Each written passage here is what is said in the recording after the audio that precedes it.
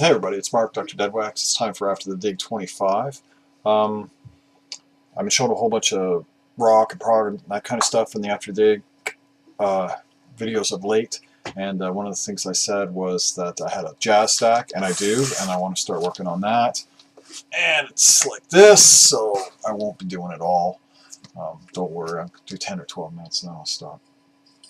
Drinking milk stout nitro from Left Hand Brewing. I nearly said Mill Street Comstock. Cheers, everybody. Hope you're all doing well. All right, 35 seconds. Let's get going. First up is a record I don't really know anything about, but it was $5, so I bought it. This is Leon Thomason, Berlin, with Oliver Nelson, recorded live at the Berlin Philharmonic. And this, I bought this because it's on Flying Dutchman, and it was $5. And some Flying Dutchman stuff gets stupid money, and some doesn't. I don't think this is incredibly valuable, but it just kind of looks interesting.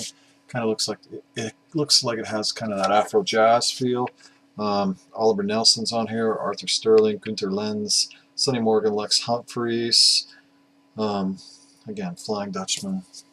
Can I show the label? I'll show the label again.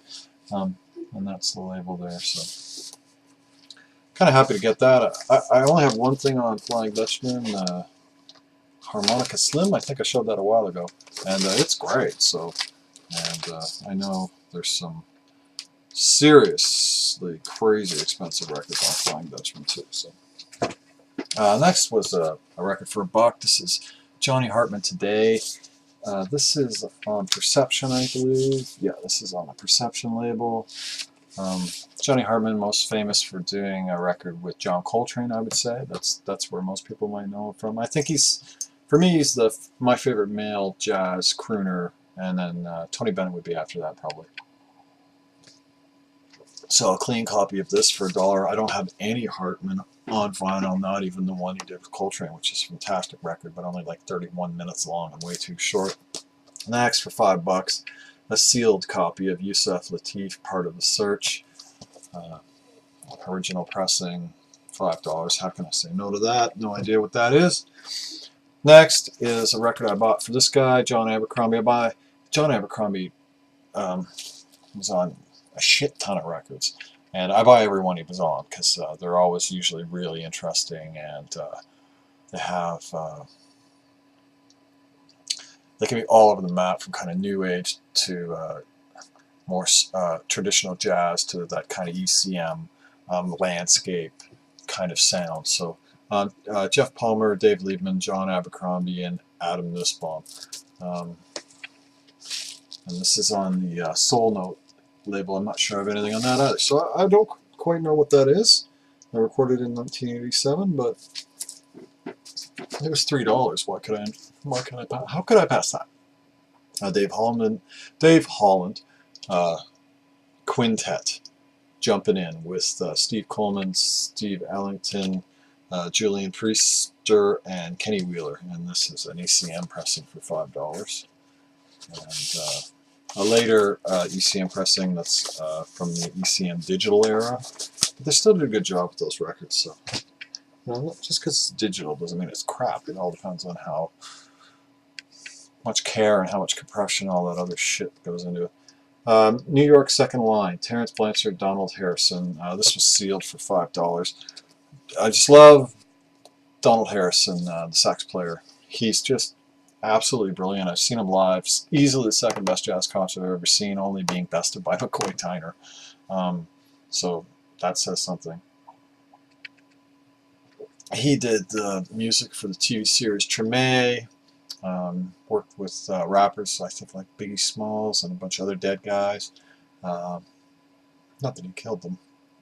Also, him and Terence Blanchard put out several albums together before they went solo. But before that, they replaced Wynton and Branford Marsalis in Art Blakey's Jazz Messengers. And so, anyways, this was sealed for $5. I have a couple other records by these guys, and they're great. They're that kind of 80s modern jazz, post-bop, but more traditional. Good stuff. Next is Kip Hanrahan. This is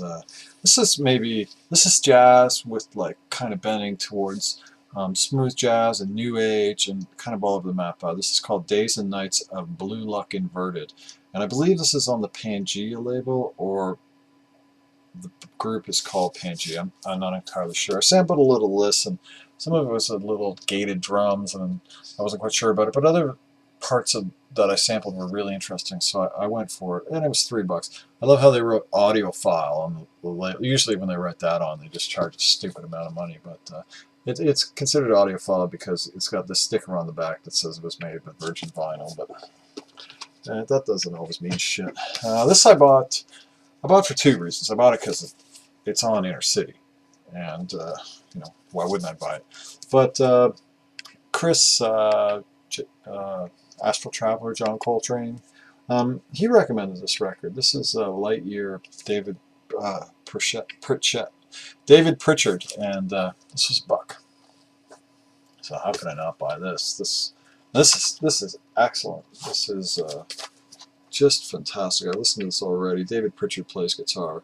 This is an incredibly strong record. Inner City's a really interesting label. You can buy most of their records for like $5. And when you can, you kind of should, because you never quite know what you're going to get. Some of it's kind of mediocre, definitely. Like, I'm not saying everything on the label's good, but there's the IC label for Inner City. But when it's good, it's an amazing label. So another record. I got this for $3. Looking for this forever. Keep getting that bid, like 15, 17 bucks. Never get it on eBay.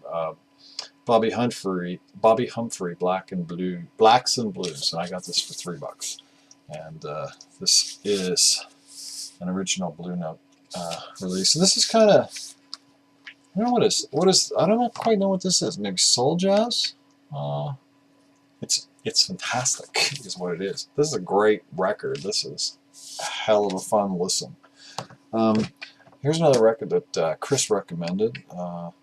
And so I bought it, and this is Bruce Boland, Break Light Symphony, and this is pretty good. This was $4. I mean, Chris is going to recommend you a record that's $4. You know, why the hell wouldn't you buy it?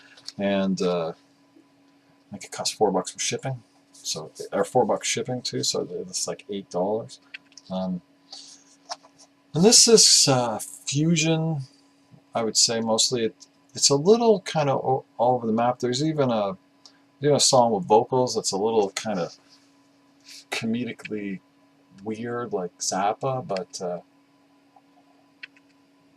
overall this is a fusion record. I bought some records off of a guy online, and I didn't buy this from him. Duke Pearson, How Insensitive. He just threw it in the box, and fuck. It's a Blue Note, Liberty. I think this might be. I think a Liberty might be an original pressing of this. And I have another Duke Pearson record. This is great. The record is like very strong BG plus. There might be a little nick that ticks like 3 times as you go by, and other than that, some stray pops. But wow, free record and Blue Note and just phenomenal. Which kind of just like super generous, you know. I love when eBay sellers just throw in something free. Next, this was an eBay buy that from the same guy, and this is kind of not as good as it should have been. This is a monopressing of Dorothy Ashby's her album, The Fantastic Jazz Harp of Dorothy Ashby. And this was a little bit rougher than it was graded as, but actually plays what it was graded at. So it was graded at VG+, I'd say. It looks VG-, but actually plays VG+. So, fantastic record. I mean, the Ruby Ad of Dorothy Ashby and Afro Harping might be the 2 records, but if you like Dorothy Ashby and you see this one, I highly recommend you grab it, because this is really good. I got this. This is A Date with Jimmy Smith. This was $3 off eBay. Blue Note, black, solid blue, white B. And this, Jimmy Smith Volume 1. Again, this was $3. Solid blue, white B. I mean, these aren't original pressings, but whatever. And then this one. It was 3 for $10. Those two and this, my point of view, Herbie Hancock with Delma Bird, Gresham, Moncur III, Hank Mobley, Grant Green, Chuck Israels, Anthony Williams, and this is a solid blue black baby. So I mean, not stellar out of this world pressings on Blue Note, but 3 of them for $10. This is from the same guy, and this has a scratch on it. I haven't played it yet. It wasn't supposed to have a scratch on it. It wasn't graded at VG minus with a big arc scratch on it, so maybe that's why I threw in the Duke Pearson. I don't know. And then the last thing I got off this guy was a song for my father, Horace Silver. I have a couple of these. I just, it's a great record. This is a Liberty. I just thought I'd grab another. I have a couple of them, and they're kind of, each one of them has an issue that makes me still want another one, because that's a great record. And that's got that great keyboard, piano line riff, whatever, that Steely Dan ripped off for a song that was on Aja that Horace Silver didn't sue them for, but when somebody sampled the Steely Dan record, they sued that person and won. So it's an interesting world. So that's it. I got more of these, so I'm not going to keep going. It's 11.5 minutes. That's some of the jazz stack, and I'll do another one of these in a day or two and show the rest of this and clear up another area. I've got a whole big rock stack again. It kind of never ends, and that's a wonderful thing. Have a great day, everybody. Keep the record spinning.